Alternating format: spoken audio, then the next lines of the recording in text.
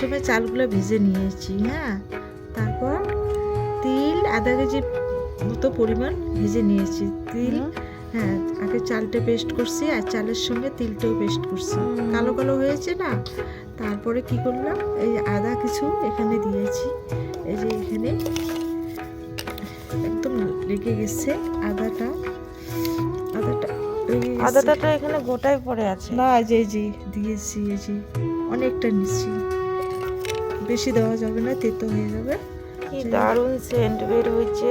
এই যে আদাটা যে ভিজা ভিজা হয়ে গেছে। হ্যাঁ, তারপর এখানে কি দিব, গুড় দিব আবার। তোমাকে বলছি না রাত্রিবেলা না করতে। আরে রাত্রেই তো ভালো রে, সেন্ট কত সুন্দর, তোমাকে তো বলে আগে না করতে। সেন্টের জন্য খেতে ইচ্ছে গেছে। হ্যাঁ, মা খাওয়ার জন্যই তো মা সব।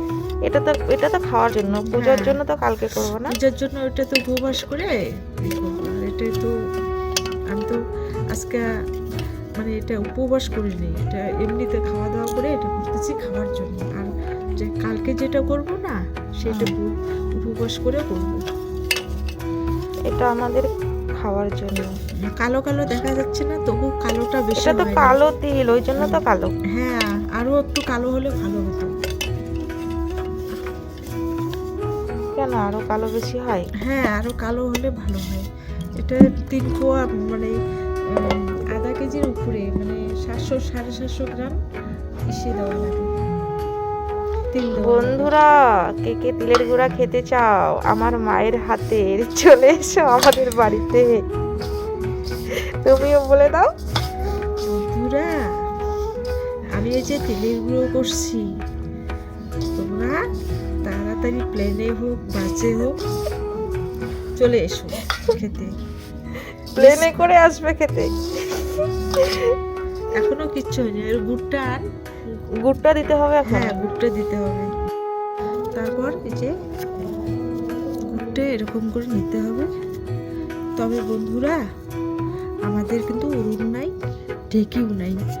যাই হোক, আমি মিক্সির মধ্যে করে নিলাম। এটা ঢেকির মধ্যে পেস্ট করলে বা উনুনের মধ্যে পেস্ট করলে সুন্দর লাগে। যাই হোক, আমি বালতির মধ্যে পেস্ট করি।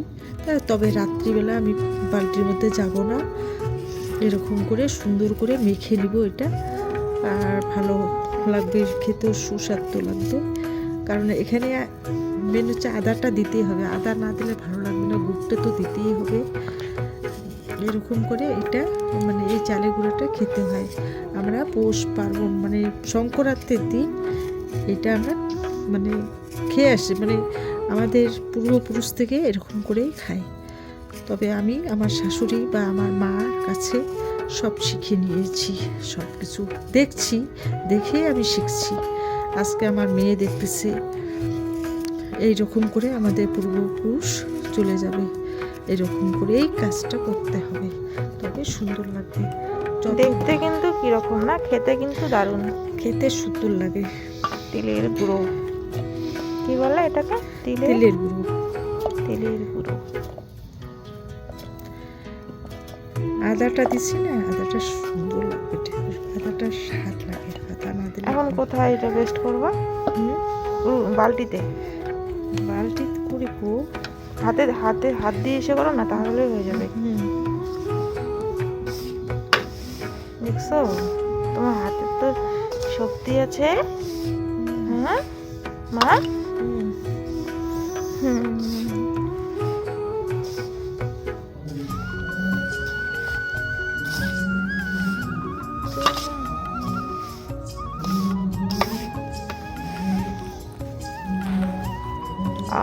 কি দারুণ সেন্ট, মনে হয় এক্ষুনি খেয়ে নেই মা। একটু পেস্ট করতে হবে মা। মা, মনে হয় এক্ষুনি খেয়ে নেই। তাই? খাবি? তৈরি করি। ওখানে দিও না মা। কেন? গুড় কোনোদিনও আমি দেখিনি, গুড় কোনোদিনও মিক্সির মধ্যে পেস্ট করে। হায় ভগবান, তাহলে তো এটা আঠা আঠা হয়ে যাবে। হ্যাঁ, গুড় আঠা হয় মা? হ্যাঁ, গুড় তো আঠাই হয়। আমি তো জানি না, আমি তো যে কাঁঠালের আটা হয়, গুড় আঠা হয়। গুড় যখন জাল দাও আঠা আঠা হয় না? ও হ্যাঁ, গুড় তো আঠা আঠা হয়। মা, আমি তো জানি না মা। পাগলি মা। এই যে তিলের গুঁড়ো খাচ্ছি, দেখছি মিষ্টি হয়েছে কি হয়নি, তাই তো? হুম।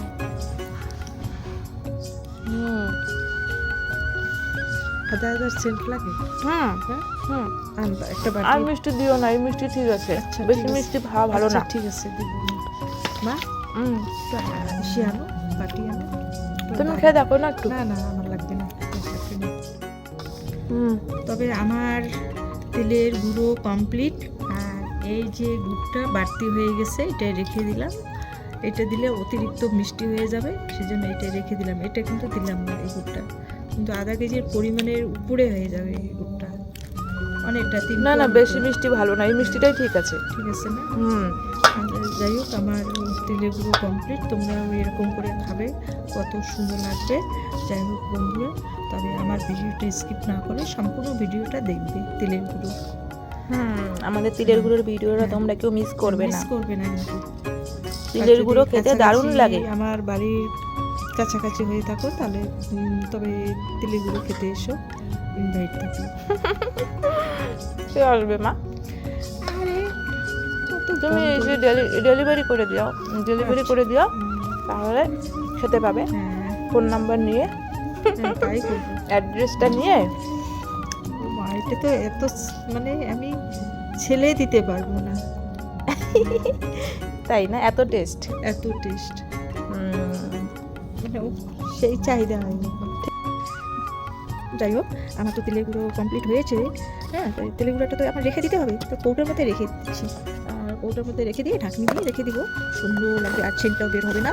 তোমরা এরকম করে রেখে দিবে আর চাপা দিয়ে রাখবে, যেন মানে ছেন যেন বের না হয়ে যায়। বের হলে কিন্তু সব গন্ডগোল হয়ে যাবে বন্ধুরা। অনেকটা আছে, ইনভাইট করে দাও না তোমার বন্ধুদের। তাই? হ্যাঁ, আর কতবার খাবে, যখন শেষ হয়ে যাবে আবার বানাবা। আর আমার তৈরি করতে কতটা। হ্যাঁ, তুমি তো সেই স্পিডে করতে পারো। আর চালটা কি করছি, প্রথমে চালটা ধুয়ে আমি 2 দিন শুকাচ্ছি রোদ্রের বেলা। 2 দিন শুকাইছো? হ্যাঁ, রোদ্রে। আজকে যে আমি শুকাতে দিলাম ওটা কিসের চাল?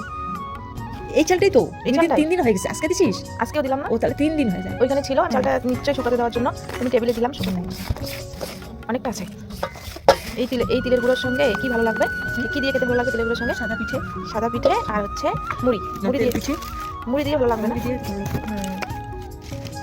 ওটা ওটা আরো আসবে তো, আরো রাখা যাবে। তো কতটা অনেক বড়, কিন্তু কৌটাটা লম্বা আছে, কৌটাটা অনেকখানি আছে।